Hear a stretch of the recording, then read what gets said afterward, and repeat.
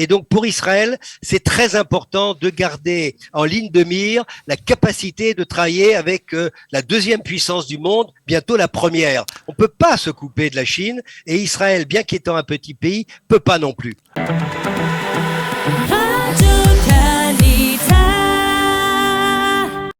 Eh bien, nous avons le plaisir d'être en ligne maintenant ce matin avec le docteur Daniel Aber. Daniel, bonjour, Boker Tov.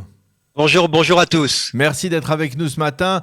Je rappelle à nos auditeurs que vous êtes un expert dans les relations entre Israël et la Chine, des relations qui vont bientôt fêter dans quelques semaines leur 30e anniversaire. Alors, bien entendu, c'est une date marquante pour des relations qui sont tout à fait exceptionnelles. Alors, je voudrais d'abord avec vous, avant de revenir sur ce qui se passe actuellement, essayer de survoler en fait ces 30 années de relations diplomatiques et comment les qualifier aujourd'hui et comment qualifier surtout ce qui s'est passé au cours des dernières années qui est tout à fait exceptionnel au niveau de l'amplitude de ces relations.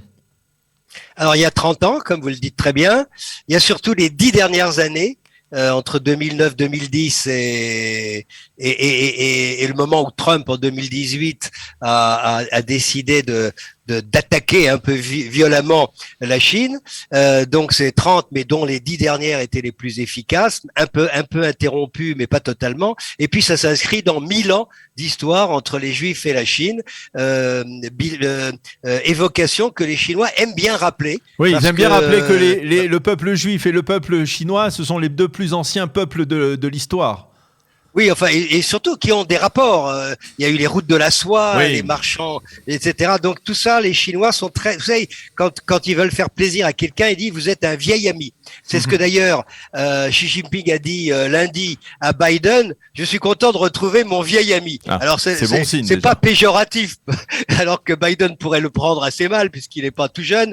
Mais en fait, ça veut dire ça fait longtemps qu'on se connaît, donc on peut se faire confiance. Donc oui, vous avez raison. Ces 30 ans ont été importantes. Elles ont été importantes les 10 dernières années parce que la technologie a pris un essor particulier dans tous les pays du monde et si vous voulez, le démarrage ou le redémarrage des relations entre Israël et la Chine s'est fait autour de la Startup Nation parce que tout tourne autour de l'année 2008. 2008, c'est les Jeux Olympiques de Pékin.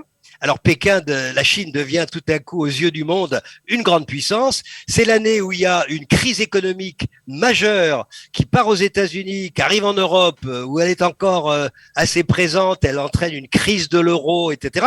Et c'est l'année où est publié ce livre américain qui parle de la Startup Nation. Vous voyez, alors tout ça a fait prendre une sorte de mayonnaise. Et à partir de là, des délégations se sont succédées de Chine pour amener ici des investisseurs, des grands patrons chinois, l'inverse étant vrai, des relations à haut niveau, Shimon Peres recevant toutes les délégations qui passaient, Yair Lapid aussi, Bennett aussi, Bennett qui est un homme de la technologie, il faut jamais l'oublier, qui sait ce qui se passe. Donc voilà, ça c'est le contexte.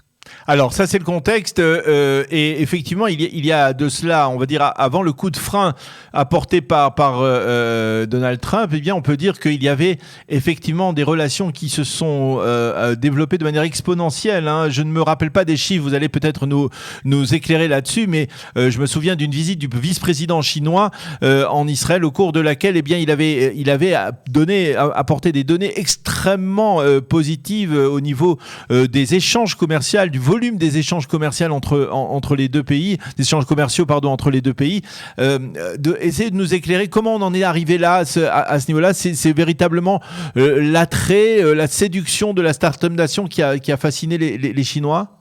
Ah oui, ils l'ont toujours dit. Hein. On vit en Israël pour votre capacité de haute technologie. Et vous voyez, Daniel, le problème avec les technologies, c'est que ça se traduit pas dans les chiffres. Mm-hmm. Les échanges commerciaux, ça n'a rien à voir avec la technologie. Qu'est-ce qu'on achète à la Chine? Des brosses à dents, des vêtements, des équipements, enfin bref, ce que tout le monde achète à la Chine. Et nous, on n'a pas grand-chose à vendre à la Chine, sauf des idées. Et les idées, ça se traduit pas dans les échanges, mais dans les balances de de paiement et encore avec beaucoup de retard. En réalité, l'intensité d'une relation technologique avec un pays, ça se traduit surtout par les intentions, par les coopérations qui sont signées et par le potentiel qui est exprimé. Quand ce vice-président est venu en Israël, il inaugurait un centre israélo-chinois d'innovation commun.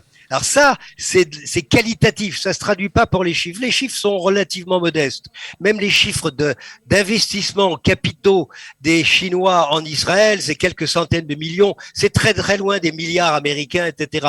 Mais c'est l'intensité et c'est l'intention qui compte.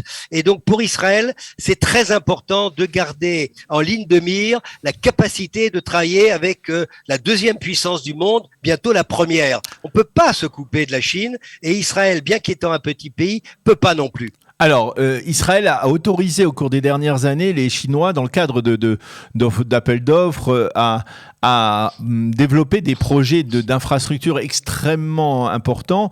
Je pense en particulier à ces ports maritimes privés dans la baie de Haïfa, par exemple, qui sont construits par les Chinois. C'est extrêmement intéressant et important, mais en même temps, il y a l'envers de cette médaille parce que ce sont l'ouverture, c'est l'ouverture aux Chinois de technologies israéliennes qui risquent de fuiter du côté de la Chine. Est-ce qu'il y a un problème là? Et on a le sentiment que ces dernières années, les Américains, l'administration Trump, ça a été peut-être l'endroit où Trump et Netanyahou se sont moins entendus, on va dire. Les Américains ont voulu mettre un frein à ce développement de construction des infrastructures par les Chinois? Alors oui, les Américains ont voulu mettre un frein. Pompeo était venu exprès pour dissuader les Israéliens de poursuivre dans cette voie, mais tout ça est en fait un fantasme totalement idéalisé et complètement faux. Lorsque une entreprise de travaux publics construit du ciment, construit un terminal avec des grues, etc., il n'y a pas beaucoup de technologie là-dedans. C'est des technologies très anciennes. Lorsqu'on fait un métro, ça fait des siècles qu'on fait des métros ou des tramways. Donc c'est beaucoup du symbole. Plutôt, c'est de dire on veut pas que les Chines soient trop présentes dans un pays qui est considéré comme proche des Américains. Mais les Américains se sont jamais gênés pour travailler avec les Chinois et je vais vous dire, ils continuent.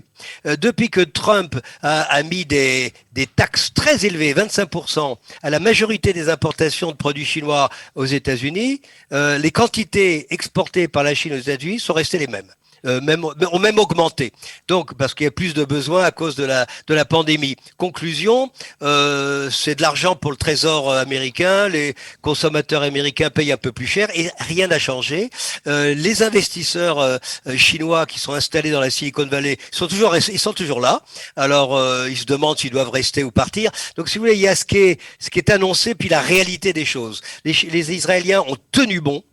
On fait Ashdod, on fait Haïfa, on fait le métro avec les Chinois, tout simplement parce que c'est bon pour Israël, parce que ça veut dire que des entreprises chinoises sont capables de faire du bon travail dans les délais, au moindre coût, et en plus nous font crédit et se payeront pendant quelques années en prenant des sortes de péages, un peu comme une entreprise qui construit des autoroutes se paye par le péage. Ça se fait partout dans le monde. C'est rien d'autre que ça, et c'est plutôt dans le fantasme que les Américains ont joué, notamment pour Haïfa, parce que la flotte, la 6e flotte américaine qui est basée à Naples, qui est pas basé à Haïfa, à Naples où il y a beaucoup d'entreprises chinoises d'ailleurs, risque de temps en temps vient mouiller à Haïfa et les soldats américains viennent faire la fête dans les bars de Haïfa. Tout ça, franchement, s'ils risquent de rencontrer dans un bar un Chinois, c'est pas vraiment de l'espionnage. Donc tout ça, c'est beaucoup de fantasmes, beaucoup de malentendus,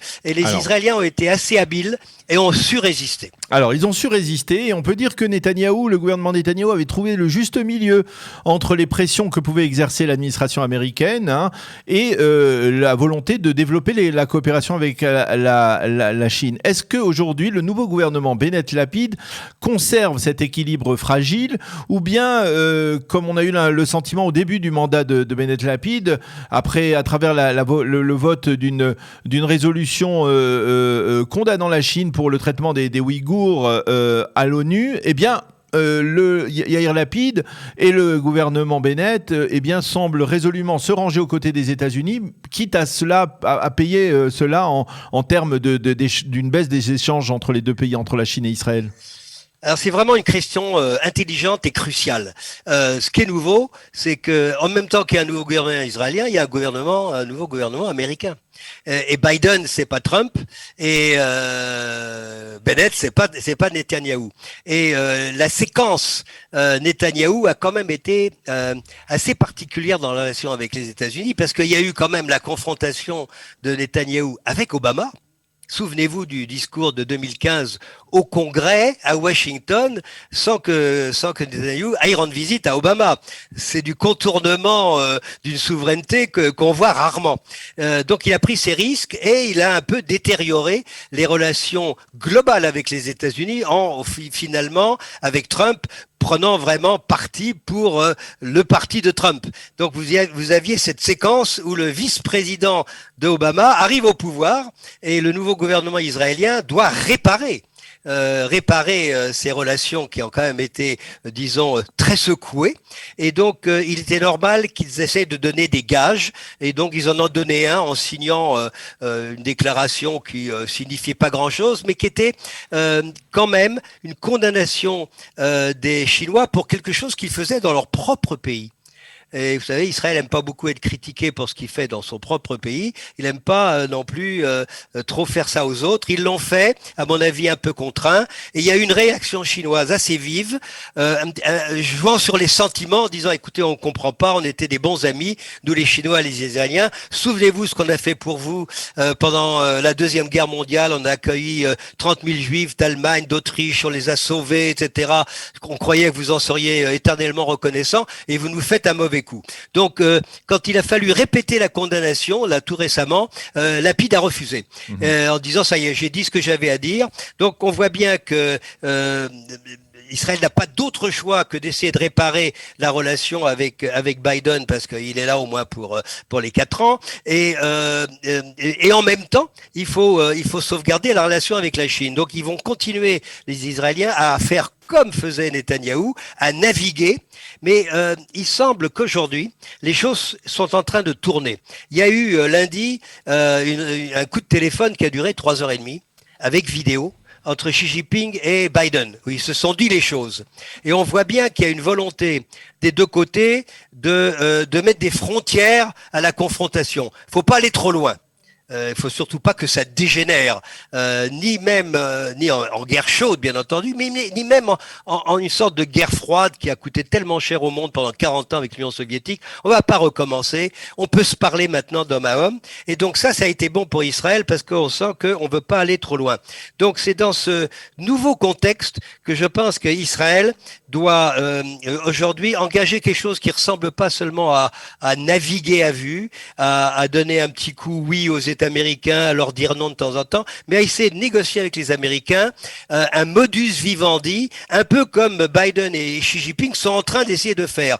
Essayons de réguler notre concurrence dont Biden disait qu'elle serait féroce, faisons en sorte qu'elle soit pas trop féroce. Et pour les Israéliens, c'est qu'est-ce qu'on peut bien expliquer aux Américains pour leur dire que c'est l'intérêt de tout le monde que nous, Israéliens, continuons de travailler avec la Chine. Et là, il y a un argument massif. Peut-être que vous voudrez nous poser une question là-dessus, c'est l'arrivée des Chinois au Moyen-Orient. Ils sont là, ils ont signé des accords avec les Iraniens, mais ils ont aussi des accords avec les États arabes unis, avec l'Égypte, ils sont là, partout présents, aussi bien avec les chiites qu'avec les sunnites. Et donc cette présence chinoise au Moyen-Orient fait qu'aujourd'hui Israël a un argument vis-à-vis des Américains. Qu'est-ce qu'on fait pour que ça se passe bien pour nous ? Eh bien, on posera la question, mais je pense qu'on la posera dans une prochaine conversation avec vous, Dr Daniel Aber. Merci beaucoup de nous avoir éclairé sur cet état des relations entre Israël et la Chine à l'occasion du 30e anniversaire de l'instauration des relations pleines et entières entre les deux pays. Merci d'avoir été avec nous en direct de Paris. On vous attend en Israël prochainement, bien entendu. Dès que possible. Et à bientôt. Shabbat Shalom. Merci. Shabbat Shalom, à bientôt. Au revoir.